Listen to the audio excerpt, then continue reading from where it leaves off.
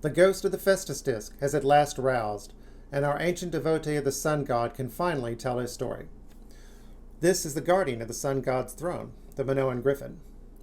Our ghost certainly got our attention 110 years ago, dropping this thing on our heads out of thin air. First it's not there, suddenly it's there. He sent everybody scrambling. Were I a betting man, I'd say this man loved playing practical jokes on people when he was still alive, this genius who invented the Phaistos Disc. I know he had a great sense of humor. You're going to see. I've got so much for you in this video. 3 papers, tons of detail. Who did it? Yes, when he did it. Who inspired the disc? I got a name. I've even gotten a handle on side A, the hymn. There's a hymn there, and I've started to successfully translate it. I'm very proud of what I have coming, and when you see it, you'll agree that I should be. But I also have to tell you the sad story of how the Minoans invented movable type 2,800 years before the Chinese, and how that technology never made it out of the starting gate. They missed it by that much, and they were having a lot of fun with it too. So let's jump on in. In case you're curious, I'm reading the signs on the disc based on the work of Drs. Gareth Allen Owens, who's pictured here, of the Technological Institute of Crete, and John Coleman of Oxford University. Here's a PDF file Dr. Owens created that you can use yourself. It's kind of hard to find on the internet. Just search for the opening words. A table of similarities between the signs of the Phaistos Disc. That's all you need. Be patient, it's kind of a slow download. Okay, first paper from the Annual of the British School at Athens. Martial Minoans, War as Social Process, Practice, and Event in Bronze Age Crete. It's going to set us up very, very nicely. It was an eye-opener, certainly for me. Let's see how things worked on Minoan Crete, especially in the Middle Minoan period. In considering war as a social practice, that is, the production and enacting of warriorhood, we can recognize that novel forms of weapon initiated new patterns of action and associated behavior since early Minoan 1. This became socially divisive by Middle Minoan 2. Okay, this is important. This is when the disc shows up. And most importantly, this is when the disc disappears. When newly emerging martial arts, based around swords, spears, axes, archery, and shields, represented specialized skill sets that had few correlates in early Minoan Crete. These new objects and warriors mutually created and attained meaning through their symbiotic relationship, and together they ensured that warriorhood was a dynamic, integral component of the emerging embodied cognitive system. Thus, the introduction of lifeways underwritten by skillful violence and competitive fitness transformed the social exploitation of violence in Cretan societies gradually between early Minoan 1 and Middle Minoan 2.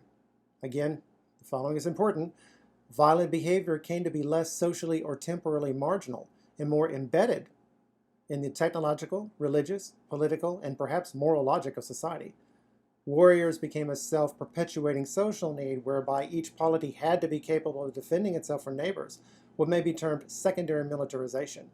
This had the requirement to resource warriors, who in turn could only justify their existence and their status by finding or fomenting context in which to employ their skills.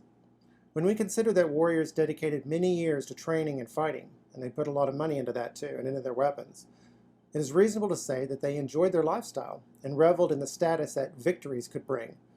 Warriors and their activities were thus not the unfortunate product of unrest, but were a celebration of social vitality. Specialization of warrior skills and equipment demonstrated the circumscribed legitimacy of violence as part of an elite mechanism that included other circumscribed activities of cultic and economic natures. But for the Minoans, it wasn't good enough to be tough. You also had to be beautiful. In Sparta, King Agesilaus, in a desire to keep his men in top condition for fighting, is reputed by Xenophon to have held a competition where prizes were awarded for events such as javelin throwing or archery, but the top prize was reserved for the man judged to have the best body. These same forms of activity and ideology of competitive fitness are depicted in the art of prehistoric Crete, being undertaken by young elite males, and the same emphasis on the body or the warrior's beauty occurs in art and is further represented by material cultures such as tweezers and razors. Aristotle and Plato would approve of this strong association of strength with beauty. So, what happened to the technology of the Phaistos Disc? Why didn't it just go on from there and take over the world? Well, I think our reading shows what happened. Minoan society became increasingly destabilized. Rank and file Minoans became increasingly marginalized. and the whole sorry mess was finally punted over a cliff by a massive earthquake. And I'm afraid the Phaistos Disc and the technology was part of the mess that got punted over the cliff. Told you it was a sad story. The following is a discovery that's well documented, and for decades people thought that this was certain proof that the Minoans practiced human sacrifice, which is what the Athenians indicated, because Athens used to be ruled by the Minoans. Well, now we know this discovery proves no such thing, but it does give you a gut feeling for what the world of the Middle Minoan, the world of the Phaistos Disc, was like right before it came to its very sad end. There's a very good chance that the man who invented the Phaistos Disc was alive when this happened.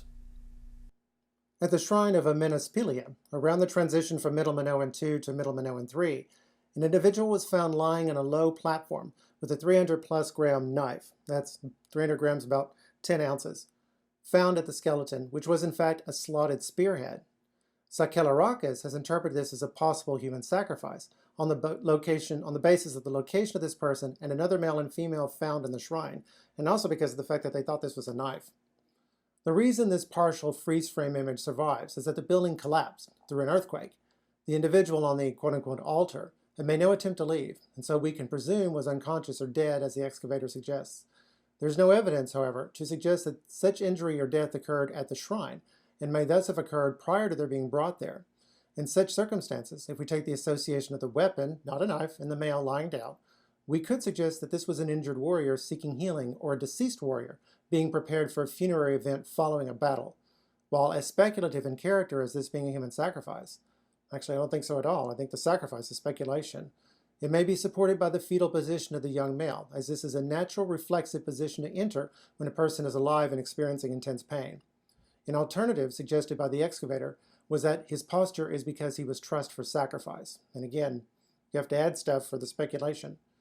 The possibility of this being a warrior on the basis of the spear, not a knife, again, and mortal injury would have particular resonance at the end of Middle Minoan II. This is important when increased conflict is attested. So there you have it. Increased warfare, then a massive earthquake, movable type. Ain't nobody got no time for that. One of the major reasons why I've been proceeding with my videos is because I used to get really tired of the nasty comments historians would make about my race and about my ancestors. If you listen to them as late as the 1980s, we were these goddess-worshipping farmers when all of a sudden these Nordic Aryan warriors swoop in from the north and take our land and fuck our women and build their fabulous civilizations on our backs. Well, if that were true, why didn't they build those fabulous civilizations up in Sweden? My research has been proving that that scenario is 100% ass backwards. Unfortunately, as my videos have also been showing, the DNA research community is running away from us. Now, this paper adds more weapons to my arsenal. The lack of warrior burials in Middle Minoan II to Late Minoan 1A Crete, this is right before the end of the civilization, relates to the lack of desire in mortuary practice for constructing warrior identities and perhaps control of the distribution of bronze, thus relating to religious, economy, and technology, not military practice. The separation of weapon and warrior may also have been related in some cases to a deliberate deconstruction of the warrior identities and death as part of the passage to the afterlife, or even for reasons of superstition. Before the end of Late Minoan I, that's right before the end of the civilization, the inclusion of combat weaponry and burials occurs in the area of north-central Crete. Burial as a warrior becomes more widespread in Late Minoan II to 3A. That's right after the end of the civilization. But any suggestion that these persons, or any others, were exclusively warriors from mainland Greece is founded upon the idea of peaceful Minoans relying on bellicose Mycenaeans. So here we go, we're these weak goddess-worshipping farmers and we don't know how to fight. They rely on bellicose Mycenaeans to fight their battles. This ignores the dominant flow of military ideologies from Crete to the mainland in the Middle Minoan III to Late Minoan 1B, marking a Cretan origin to mainland military traditions. My position is the Minoans had built an empire, and the Minoans started moving out into that empire. Now, the island of Thera to the north was a critical link between Crete and the rest of that empire. Now, about 1600 BC, Thera exploded in the biggest volcanic eruption of the past 10,000 years. Therefore, Crete became functionally disconnected from the rest of that empire. So Minoan descendants in the north were more favorably positioned for trade and access to resources. They started speaking Greek and pulling ahead of the islanders. Now that inexorable drift came to a head about 1450 BC when these Greek-speaking Minoans came crashing back down on the island and they took over. And they almost certainly got help from local Cretans, who themselves had started speaking Greek. We know this because Greek loanwords were starting to creep into the language in later stages of the Minoan civilization. What I've just read is completely consistent with this scenario. I've also insisted that the Minoans became the Romans. Now the first hill they landed on is Capitol Hill, but I think it was Captor Hill, and the Minoans called themselves the Captor. But there's also a Quirinal Hill, which everyone agrees is named after the god Quirinus, who's some kind of war god of the spear. It comes from the word quiris, which means spear. Nobody has any idea who the spear god is, other than the fact that he is exclusively Roman. So, if I find somebody who worshipped Quirinus before the Romans, there's a very good chance I found the ancestors to the Romans. Well, we know there was a war god of the spear with the Hittites, who were around at the time of the Minoans. And we know that the Minoans had a lot of interaction with the Hittites. Going back very early in their history, you're going to see that here in this very video. I've learned so much about them and about the Phaistos Disc. Also, we know for a fact that the Minoans worshipped a god named Quiricia. Well, what is Quiricia other than Quiris with a suffix added? And Quiris, of course, is where the name Quirinus comes from. Keep all of that in mind as I read you this. In both late Helladic 1-2 and late Minoan 1 art, however, spears occur far more commonly than swords, and they occupy a much wider range of symbolic as well as practical roles. We also need to note that there is a complete lack of swords in late Minoan 3A art. We know they had plenty of swords, and yet in all expressions of official ideology they were all about the spears. We see this to the bitter end of Minoan civilization, and centuries afterwards. For example, in the Iliad, what is the weapon of choice for the king of Crete? A spear. In my video, Aleph is for Ashra, when I talk about the Minoan influence on the Israelites and Israelite literature, what weapon is used as an ironic symbol to subvert the authority and effectiveness of King Saul? A spear. I would take the hint. Next, there's an old Proto-Indo-European word for lady or wife, potnia. Now, as I've talked about in several of my videos, it is in Latin, and only in Latin, in languages that are descendant of Latin, that the word came transformed into potent or potential. I believe they got that from their Minoan ancestors. Now, for the Minoans, the mother goddess, whom the Greeks call potnia, came to embody potency. Here's one of the slides in my video, Aleph is for Asherah. The Minoan symbol of the double axe, the two-faced axe, the labrys, represents the sun breaking out into the world, coming out of the womb of the Great Mother. Here it is most potent. Now, in a very small number of Greek depictions of Apollo defeating the serpent Python, Apollo is a baby. This must be the original Minoan myth, yet once the story is divorced from the Minoan, I would almost say obsession with the concept of potency specifically. Apollo being a baby stopped making sense to the later Greeks. Thus Apollo is virtually always shown as an adult. Yet for the Minoans, it was precisely when Apollo was a baby that he was most potent and powerful, because that is precisely when he had been regenerated and reborn. Incidentally, a serpent's venom is also most potent and powerful when it is a baby. Thus our two antagonists are perfectly matched. But this paper has shown me that the concept of potency also shows up in male figures. That would make a double confirmation of my theory, and also confirming my position that the Romans are Minoans. The character or the relationship between religion and warriors, is apparent in many contexts, so that we can easily identify elements of each within the other.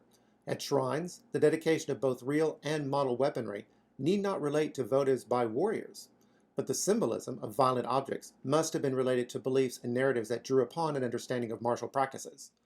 Depiction of the clenched fist or fists held to the chest occur from Middle Minoan, that's a period of our disc, to Late Minoan 1b, if not Late Minoan 3a, if not to the bitter end of the civilization.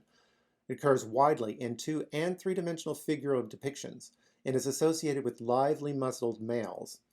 It is not necessary to interpret these in all cases as boxers mid-bout, but the latent, or potential, aggression of the posture suggests that manly virtues, commensurate with the concept of warrior's beauty, are being espoused in objects associated with religious practices.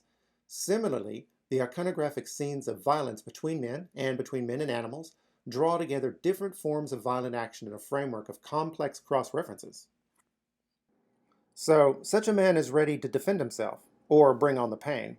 He's primed for a new day and a new potential, just as a potent sun breaks out of the body of the mother. The men here in the labyrinth are the same symbol, which is why they disappeared at the same time. On the left, we see a boxer throwing a punch. He looks almost like a gladiator, doesn't he? We're getting a preview of Rome. The Minoans invented the gladiator, just so you know, right on the outskirts of Knossos, their leading city. The next two figures are striking what I call the Minoan pose in my video Aleph is for Ashra. If you study the Minoans, you know this pose well, but thanks to this paper, I now completely understand what it means. These are the clenched fists held in check. The man with the dagger, at his waist, is one of hundreds of votive offerings that have been left at what are known as peak sanctuaries. We live in physical bodies, and we Protestants especially have made the serious mistake of separating mind and spirit from body.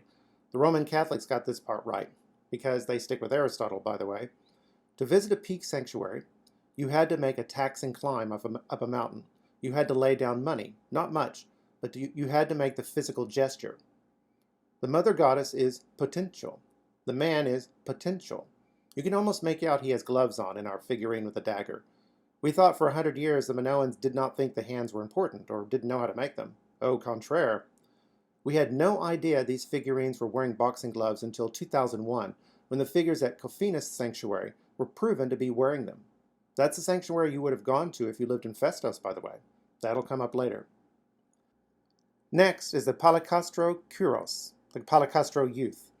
When the Minoan palaces and sanctuaries were destroyed at the fall of their civilization, this went with them.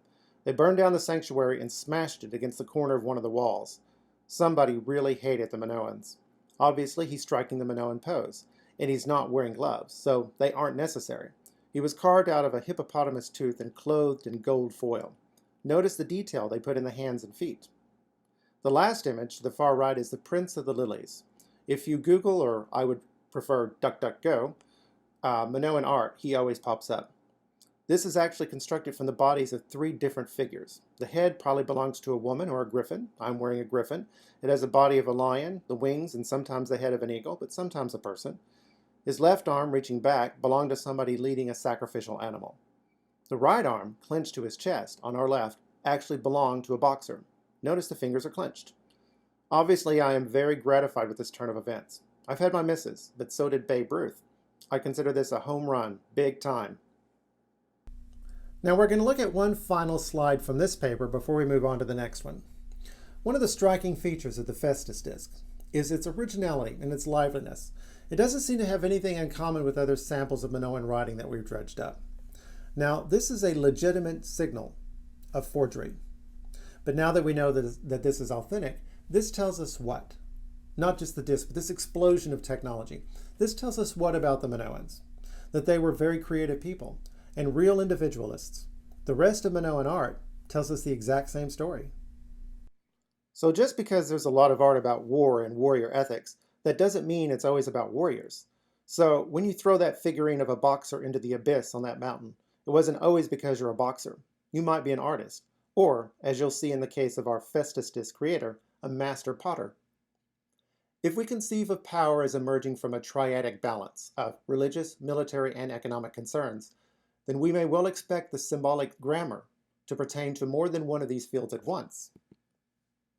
When we consider that the states in Crete were less explicitly defined then than in later times, and elites were defined by status-dependent relationships, so you had to have somebody depend on you before you can become an elite, then we should well expect to find the kind of art we have in Crete.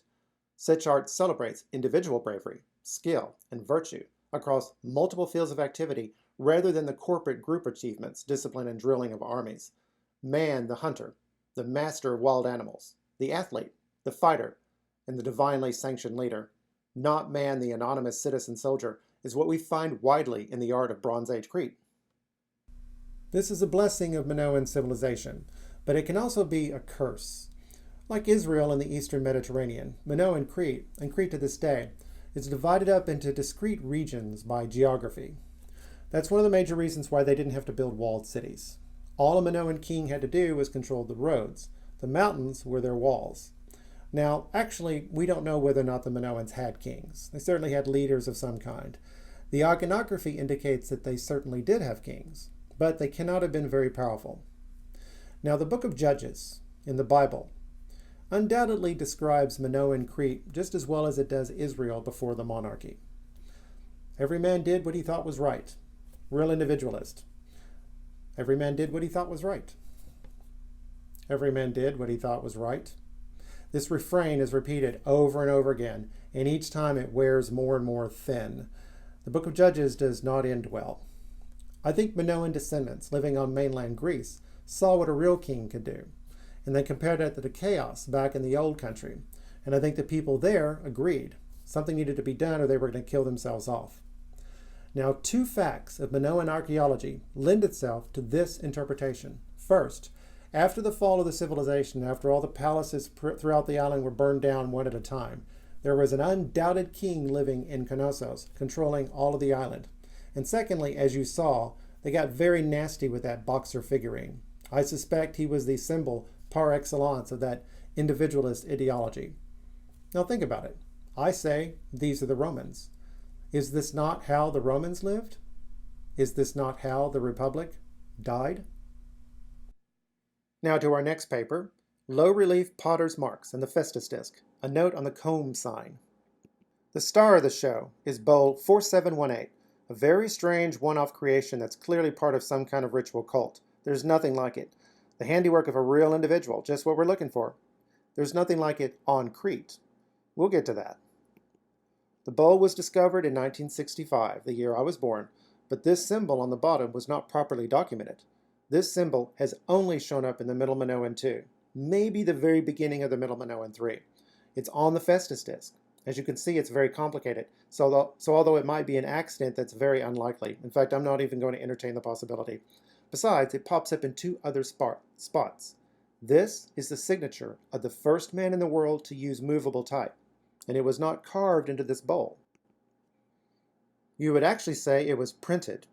Products created by this true individual were formed on bats like everyone else, which in turn were attached to potter's wheels. But his bats were incised with the low-relief potter's marks that were printed on the underside of the vessel. Nobody in the world was doing this, not even anywhere else on the island. Only this man at this time was doing this. Being made during the first stages of the vessel's manufacture, the low-relief pot marks on the vessel's bottoms belonged to the class of pre-firing marks, clearly distinguished from marks applied in the later stages of the life of the pot, for example, scratched or incised after firing. At the same time, the low-relief marks are different in nature from the usually simple signs incised in clay prior to firing, which are found in the same sites and levels, and more generally are used as marking systems, not only in many Cretan, Aegean, and Eastern Mediterranean sites throughout the Bronze Age, but also in cultures distant to each other in time and space, albeit not necessarily with the same meaning and function, obviously. Thus, in comparison to incised pot marks, low-relief marks on the vase's bottom have a limited diffusion, being attested only at a few Cretan sites and only in a specific time span. So we have a timestamp proving that a small group of people were experimenting with printing. Spectacular. Unfortunately, wrong place and the wrong time, as we've seen. Well, I said that weird two-faced comb seal belonged to the pottery shop owner. In fact, 2 copies of the actual seal have survived. The first one was discovered at the same time the disc was, so it could have been used to inspire the same symbol in a forgery, except there was a second one found in a secure location in 1955. So we've known since 1955 the sign is authentic, and therefore the Phaistos disc is authentic.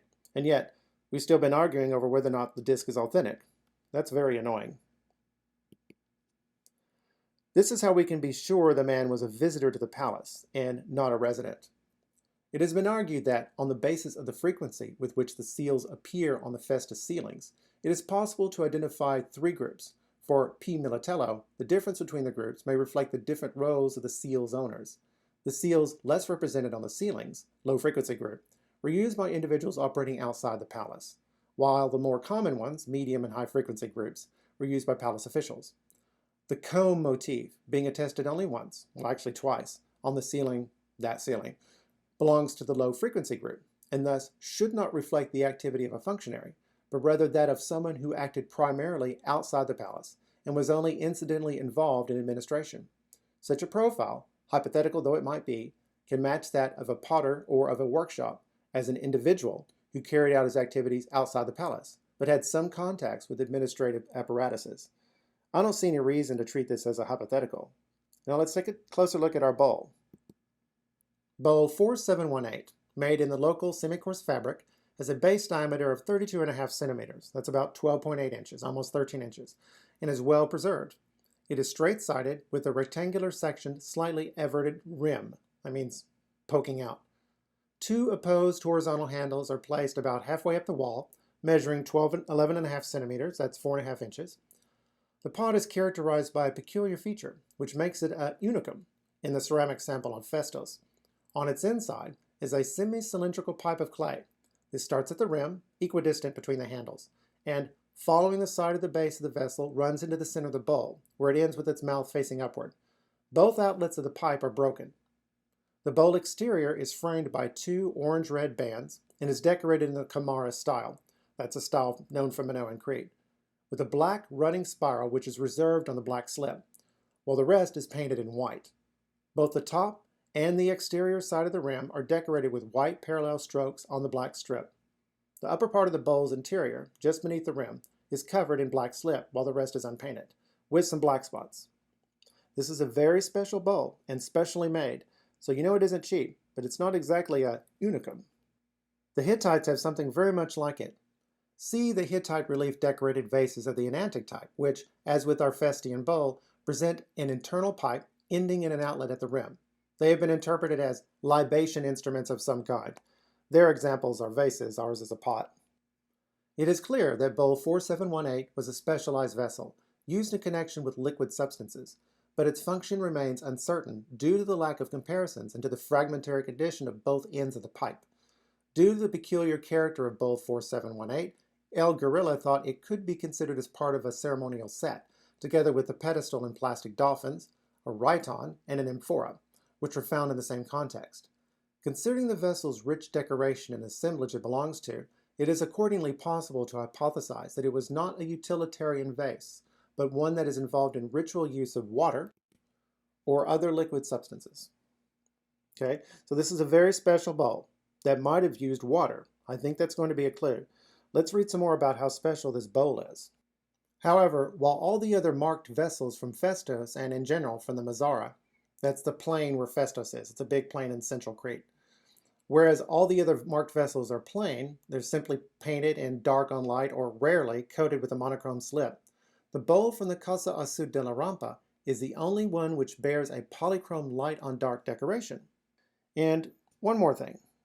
As the research into the Phestian low-relief pot marks is showing, they are not infrequently found on uncommon and specialized vessels, as for example the so-called graters. There are graters on the Phaistos Disc, which kind of drove me crazy. Obviously part of a cult assemblage. In this warrior culture, I think they're used to sharpen bronze swords, and therefore part of some royal cult. And this is where the Hittite parallels come from. It all started when the pieces of this vase were discovered in 1965, again, the year I was born. This is in the Kankiri province. And about 10 years ago, they found pieces of vases in the Coron province, right next door. Vase B has a bull leaping scene. Very Minoan. I was sure these discs had come from the end of the Minoan civilization. It certainly explains how the technology disappeared and how it left its footprint in Italy, as I discovered. But also, because of the mysterious sudden appearance of the disc, I'd assumed it could have come from any time period. But the archaeology is quite clear. If it were authentic, it came from the Middle Minoan. Well, that's a soft spot of being a lone maverick. There's nobody around to correct for your blind spots. Now, the Hittites had a powerful empire when the Minoan civilization fell, so the influence was expected, and I didn't follow up on it very aggressively. But in the Middle Minoan, the Hittites were just getting started. A vigorous young king named Anita had finally succeeded in uniting the northern and southern branches together into a single political power. There's that name I promised. He was a southerner. About 100 years later, the first kings, true kings of the Hittites would arise. They would be descendants of northern lords, which showed that he was indeed successful in uniting the two branches together. I can imagine to the leaders of an elite warrior culture like the Minoans, Anita cut a romantic figure, like King David or Richard the Lionhearted, a man every warrior aspires to be. his surprise defeat of his northern rival, twice, surely inspired, especially during their times, which as you saw were very troubled.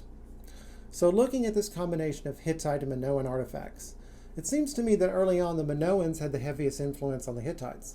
It wouldn't surprise me if at least one other set of discs were sent to Anita or Azair as a gift, and as I will show you, this indeed was part of a set. I don't think the Hittites had literacy then. If not, this might have been a bid to convince them to use the Minoan syllabary script. Perhaps the Hittites in the Middle Minoan had something like the Russians, a choice the Russians had in the 10th century. Are they going to convert to Christianity or to Islam or to Buddhism? When they visited the church of Hagia Sophia in Constantinople, which is actually very where near the Hittites used to be, they were inspired and dazzled by the beautiful music and the gorgeous art and by the vast space of its world-renowned dome that was enclosed underneath that dome. They wisely chose Christianity. The Hittites instead looked east and imported its clunky writing system instead. Not a complete surprise, since the Minoans were about to get hit by a major catastrophe, which no doubt took them off the international scene for a while. They came out of it in the late Minoan richer and more advanced than ever. But alas, the Hittites had long since moved on. Poor Hittites. And now we must bid a fond adieu to our strange little bowl, F4718. I'm afraid it is a melancholic parting. It was found here, in this little filled-in space. This is the basement of the so-called house to the south of the ramp. Those two odd, long rooms were blocked off from the rest of the house, their use discontinued. I can imagine any little ones living here picking up their pace just a little bit as they move past that part of the house. It's probably nothing, but it's best not to poke the bear, or stir up old ghosts. What a depressing final fate to our story. Until now, the ghost of our eccentric genius is at last roused to tell it, and speak his piece. The bowl was found in room 87 of the house, a 9-room building preserved only at its basement level. Room 87 is part of a single structure together with the communicating 86, located in the easternmost part of the complex. A door to room 87 is open to room 89. The two spaces, 86 and 87, were long and narrow, separated by a wall 2.6 meters long, that's about 8.5 feet. The bowl was found inside a fill, 40 centimeters thick, it's about 15 3/4 inches, containing pottery, lime, and plaster fragments, used to close access to room 89. After the filling operation, the two rooms were abandoned, while the rest of the house continued to be used. The pottery group contained in the fill is considered one of the earliest deposits of Middle Minoan 3A at Phaistos, and thus the end of an old era and the beginning of a new one. And now we move on to our final paper, the Phaistos Disc, a 100-year-old hoax? Dr. Jerome Eisenberg wrote this 10 years ago. He thought it was. But now that we know it isn't, we can flip his evidence around and use this to tell us more about the disc. He sometimes uses Hittite artifacts already discovered at the time of the Phaistos Disc discovery as evidence that the forger used them, but his examples come from 300 years later, which means this paper can now be used as evidence that copies of the disc were widely distributed. I already showed that in my video, My White-Hot Hand on the Phaistos Disc, where I looked at evidence of its distribution in Italy. So let's look at what Dr. Eisenberg has to say about this. It's the first word on side A of the disc. It can be securely transliterated as equipaeriu, reading from right to left in this part of the disc. That equi construction is very Latin, especially when combined with the second word. Etuque. Etu brute. So the first two words look like both paeriu and you. 5 dots. Whatever can that mean? Eisenberg points out that the Minoans represented their tens with dots. 5 dots, 50. This is disc 50 of at least 50 discs, so we're really looking at the remnant of what I would call the Phaistos library. Side A is a hymn or a poem. Side B is a ritual. I've securely documented both in previous videos.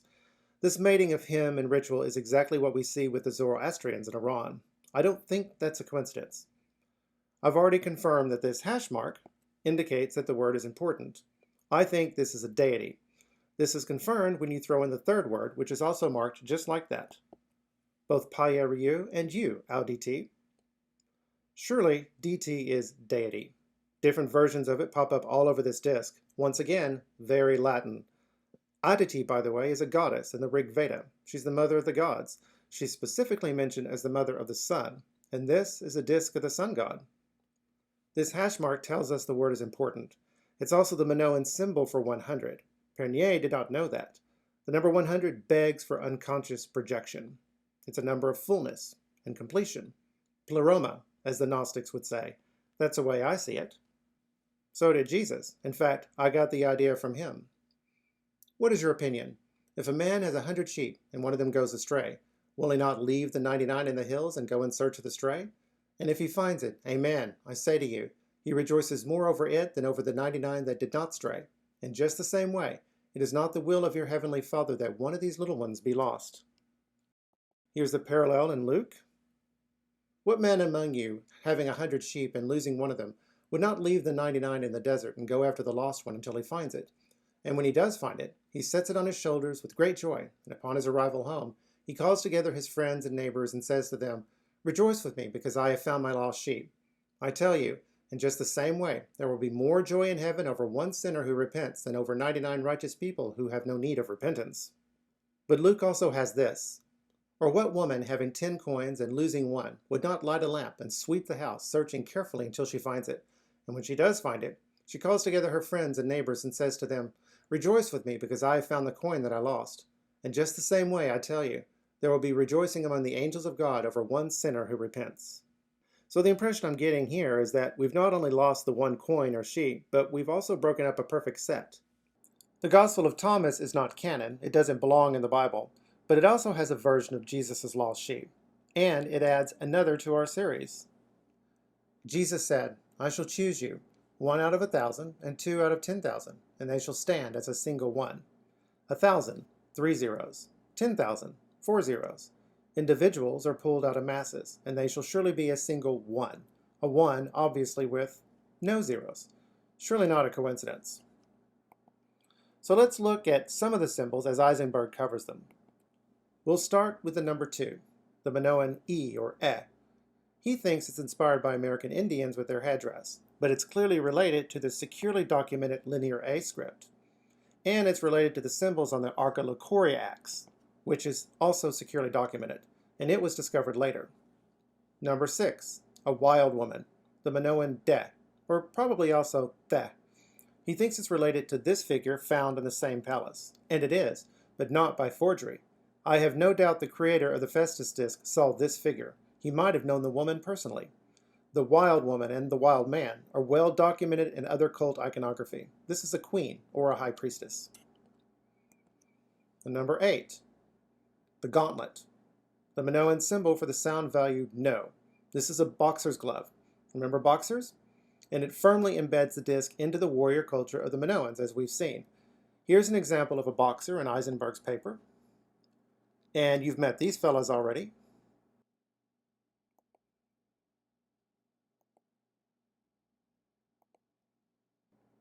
I tried to find a Latin word that would explain this sound value, but it might just mean no, which in Latin is no, or tuck to the hand, as we say today. The number 11, the Minoan Twe. It is supposed to be a bow and arrow, but I actually do think it's a winged sun disk. Eisenberg thinks it's modeled on this Luwian sun disk, although I don't know why he thinks it would be this particular winged disk. Luwian is related to Hittite, like Spanish is related to Italian. You notice between the wings, it has 2 circles, stacked and making a figure 8. The bottom circle, with a cross in it, is the Minoan symbol for Ka in linear A. On the disc, the Ka is a round flower. We're going to visit Ka later. I'm gratified to see a saw in the center, beneath the winged disc and the 3 pyramids. It's also on the Phaistos disc. Number 16, the symbol Ze. Apparently, it's part of the cult of the sun god. I bet if a Hittite specialist figured out its role in the Hittite rituals, we would know what the Minoans did with it. Number 12, the round shield, or at least that's what I thought it was until now. There's a symbol exactly like it in Luwian hieroglyphics, which won't even be invented for another 300 years. I think Eisenberg is right. It's a kernos. Here, we see it as an offering table, although it's usually a pottery ring or stone tray with compartments for multiple offerings. The Greeks used it in their mother goddess mysteries, and I no doubt that they inherited that from the Minoans. He also includes some kind of odd container, probably used in cult rituals for libations. It's stamped with kernoi. This almost perfectly aligns with the Minoan sound value. Que. You've met Que already, remember? Ique paieriu. Number 13, the club, the Minoan paw. As you can see, he thinks it's a club of Hercules and that it's too early for that. I think it's a cultic cudgel of some kind, and we see one, almost exactly like it, carried by some kind of warrior priest on Sardinia, one of the only assured locations of the renowned sea people. Let's go to another page. Number 21, the bifaced comb. Owens and Coleman have demonstrated to my satisfaction that this is actually a warping board used to produce textiles. The two faces should instantly remind you of the labrys, the two-faced axe that most people instantly associate with the Minoans. This is going to be important later, as will the fact that it's used in textile production. Eisenberg knew about this example, probably discovered by Pernier, but obviously not the one discovered in 1955. Otherwise, he would not have written this paper. Number 24, the beehive or structure, the Minoan E, eh. He thinks it comes from this Lycian structure carved into a rock. The Lycians lived on the southwest coast of modern-day Turkey, and their language is a daughter language of Luwian, like Spanish is a daughter language of Latin. Number 27, the hide. Dr. Eisenberg asks why the hide is inverted twice in the same group on side A. It's inverted twice in a word that's actually repeated, a pretty big one by the standard of the Minoan language as we've seen it so far. It's A29.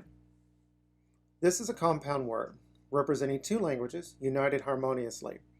This word, both spoken and written and synergistically together, is tightly packed and information dense. In fact, it rises to the level of symbol in its own right. What follows is going to seem complicated, but as you will see, every artifact I unpack from this will seamlessly reinforce every other artifact, and it's going to flow into the next word we're going to look at too. First, you will notice it has our two-faced warping board. And once I thought about that, and Dr. Eisenberg's question, I realized this was a two-faced word.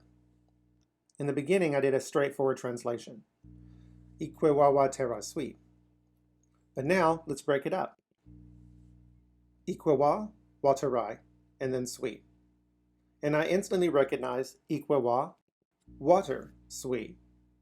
Water is the Hittite word for water. It's the first word of Hittite translated in the 3,000 years since that language has been extinct.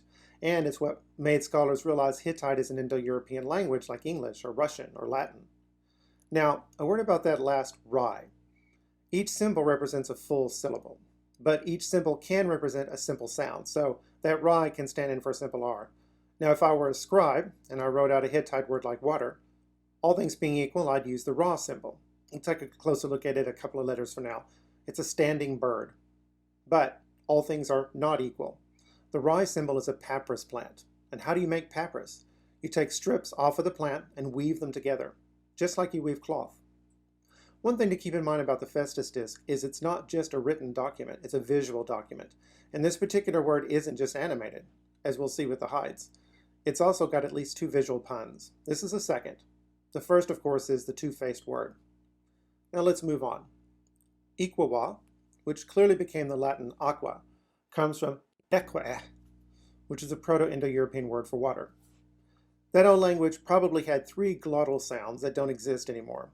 The qua kernel of this word translates directly into the central que of Ikwewa. The first glottal can easily soften into the E, and the second could have been replaced by the extended wa, which would make this sound like Ikwewa, water sui, which, if true, would nicely support my position that the Minoans eventually became the Romans. Now that last part, the sui, could be a couple of things. We're going to look at something really quick, though, and then do the final translation. There's also a big word repeated on side B, B21 and B26, transliterated as zoanitino. I showed that it's a Hattic word, zahanetina, which is some kind of site sacred to the sun god as far as I've been able to gather so far. Now, Hattic is a language isolate, and nobody understands any of it. But Hittite speakers preserve the language as a sacred language, just like Latin used to be in the Middle Ages. So we can see it in Hittite rituals. I found that word in a Hittite ritual repeated, just like it is on my Phaistos Disc. In my video, the Phaistos Disc is authentic, Minoan, and Latin. So the disc and the bowl point to each other, and each points to the Hittites. So, what does a sui mean? Well, it can mean the possessive his water. But I think the full phrase is, water, water, stitched together, which fits very nicely with the two-faced warping board, which you use to build cloth, and of course the papyrus reed. And we're talking about hides, right? You stitch hides together too. But where do you stitch water and water together? What does this have to do with the Hittites and the Minoans? What does it have to do with upside-down hides? And what on earth could it possibly have to do with the sun god? Well, if you had the same map of the cosmos in your head that people in the Bronze Age and the Mediterranean had, then you know the answer to all of these questions. You have the waters above and the waters below. You have a firmament shaped like a dome separating the waters. That's what they thought because the sky is blue, just like the ocean, so it looks like it's holding back another ocean of water. The Ique-wa-water-sui is here. This is where the waters above and the waters below are stitched together. And the sun travels across the dome. Here are the Hittites. Here's the Hittite water, the Black Sea.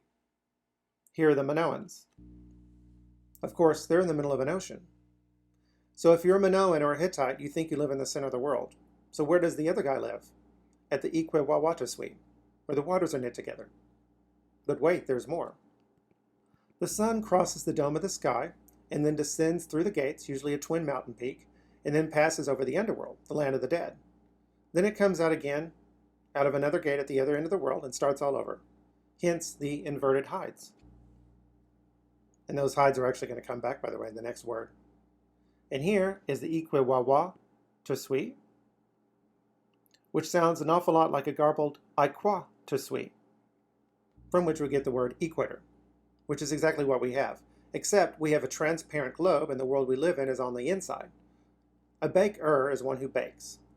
Buyers and sellers buy and sell. An aquator is one who makes equal. In our cosmos, it equally splits the northern hemisphere from the southern hemisphere. Here, the land of the living from the land of the dead. And these sounds would be just as striking for Bronze Age Italic speakers, wherever they happen to have lived, and I think they lived on Minoan Crete, as they would have for Italians living under the Caesars, and they would have meant the same thing. The sound rules they follow are very ancient and strongly associated with Proto-Italic. So I wonder if this bowl is associated with rituals that deal with the waters above and the waters below.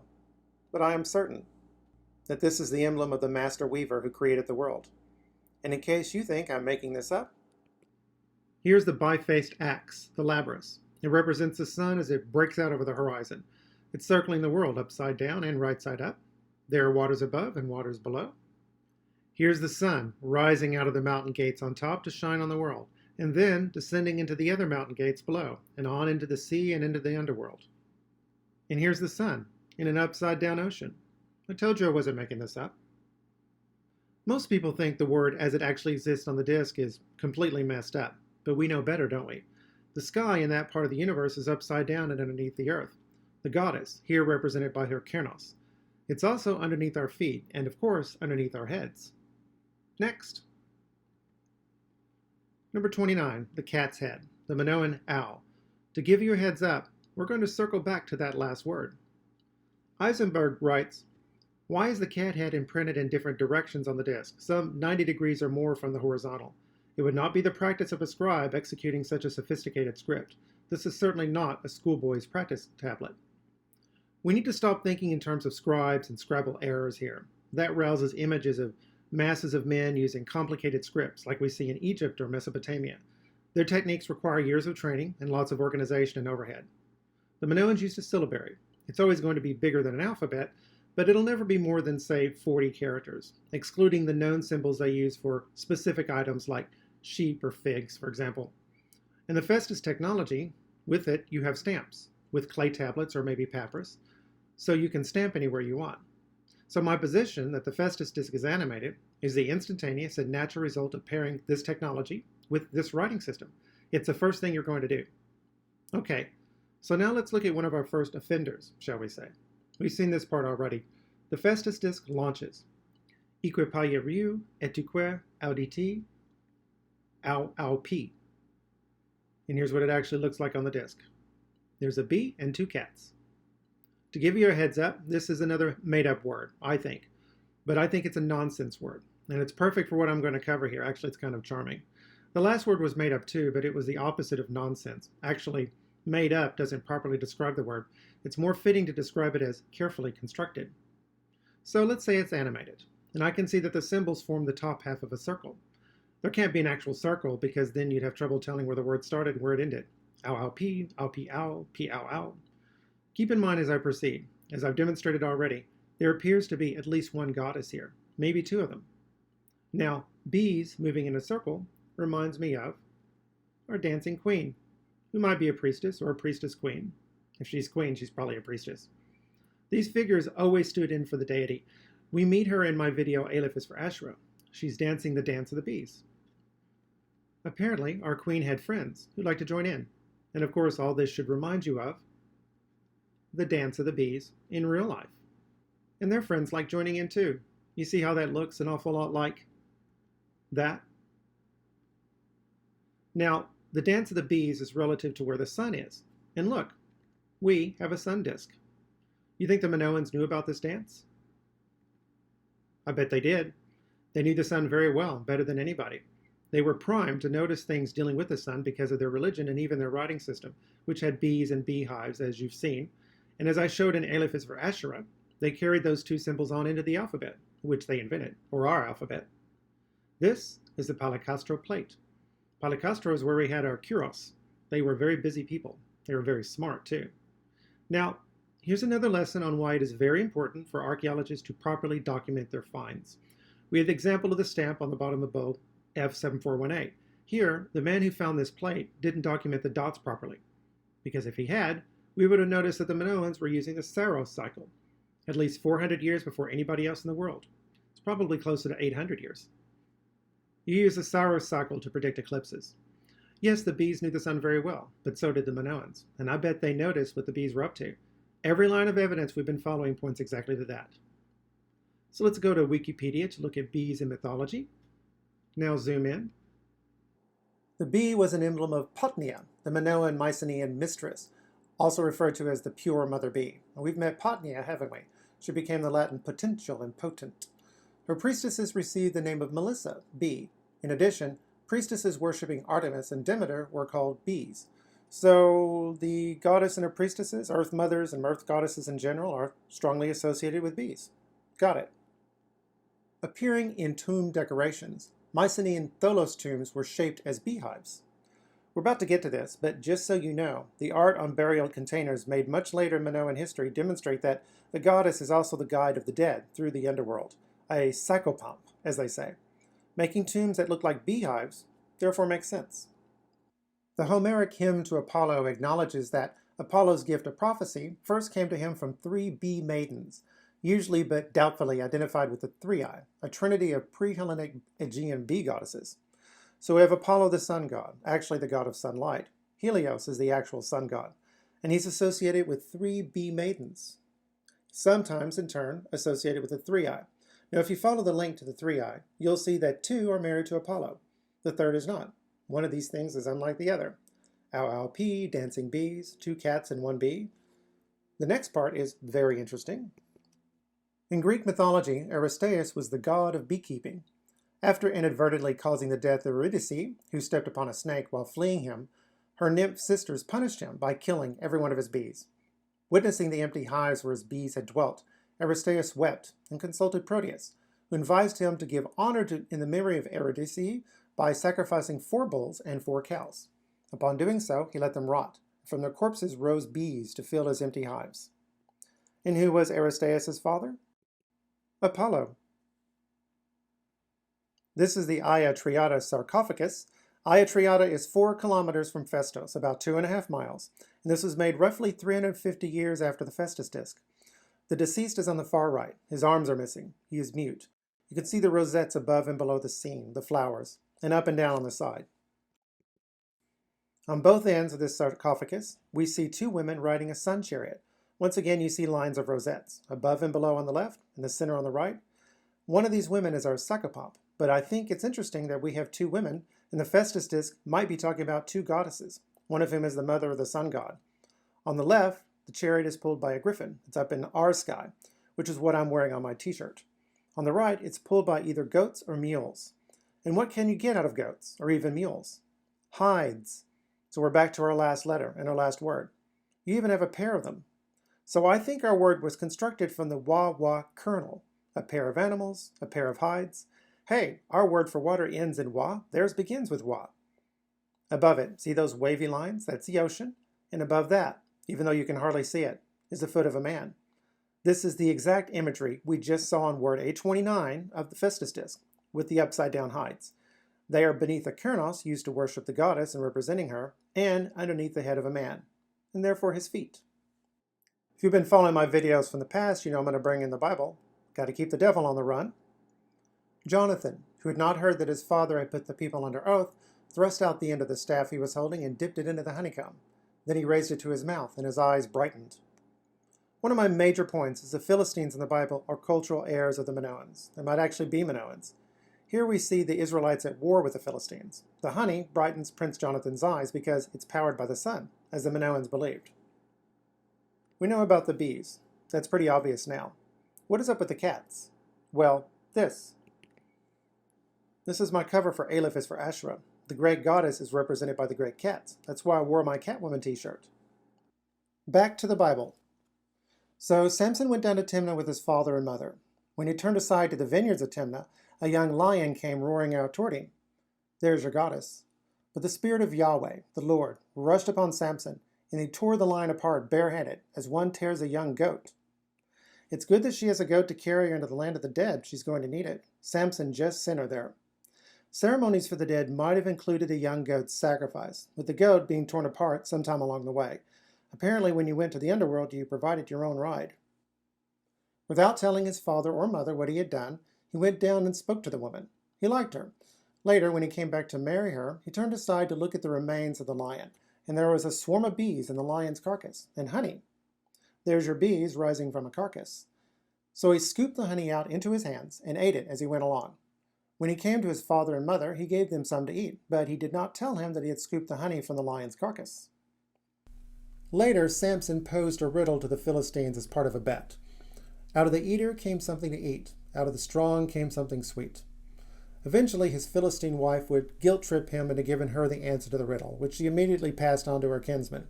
What is sweeter than honey? What is stronger than a lion?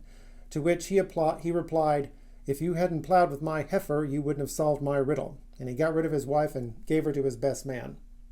Aristeus sacrificed 4 cows, remember? Those would be heifers. Both heifers and big cats, like lions, represented the goddess. But there's also Samson's name. It means man of the sun. And he's famous for his long hair. This is exactly what you see in Minoan iconography. Way too many coincidences. The story of Samson is clearly a riff on Minoan mythology, and specifically Minoan. This doesn't show up anywhere else. In fact, they're making fun of it. Next. The dove. Sound value of Ra, number 32. Eisenberg sees this dove in Minoan hieroglyphics, but it's preening, and the one on the Phaistos Disc is not. Eisenberg thinks the forger was inspired by this partridge fresco. His position baffled me. This is the linear symbol, and you're clearly looking at birds. But I discovered later that scholars think this is a dog snout, and Ra is the sound of a dog barking. Ra, ra, ra. I don't see no dog. But even granted it's a dog, Owens and Coleman had no problem finding sitting birds. Number 38. The rosette. Ka. We just saw plenty of rosettes. Eisenberg points out that the rosette is a popular symbol for the forger. It was also a popular symbol for sun god worshippers in the Bronze Age Mediterranean. Luwian hieroglyphics also have a rosette, which doesn't mean much since the Luwian and the Hittites also use that symbol. It's dead center on side A of the disc. Fitting. It's a symbol of the sun god, and this is a sun disk. I told you this was a comic.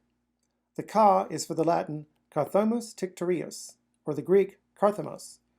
The safflower, which looks just like the sun, doesn't it?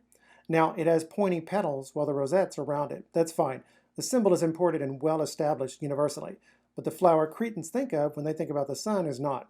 It's close enough for me and was probably close enough for them. And finally, our greater and our strainer, symbols 42 and 43. The sound values are, we don't know yet, and tia.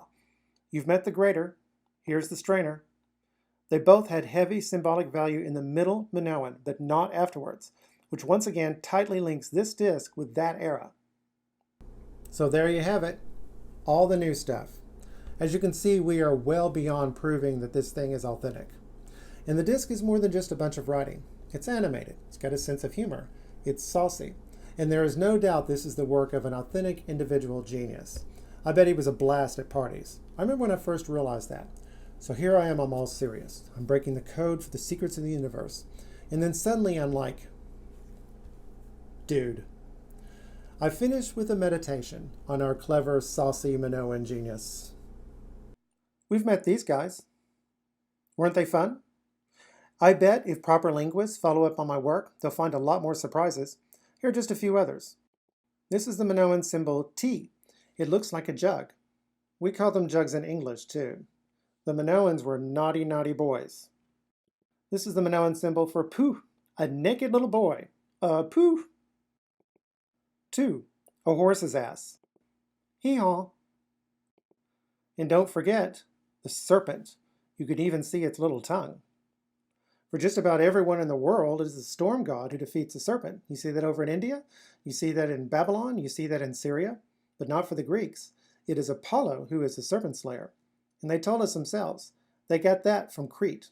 So all this is 100% consistent with the idea that we're working with a sun disk for a sun god from Crete, which is exactly what you would think just from looking at it. Splendid. I've kicked open a lot of doors here, and I've given experts plenty of handles that they can use to get a grip on this disc.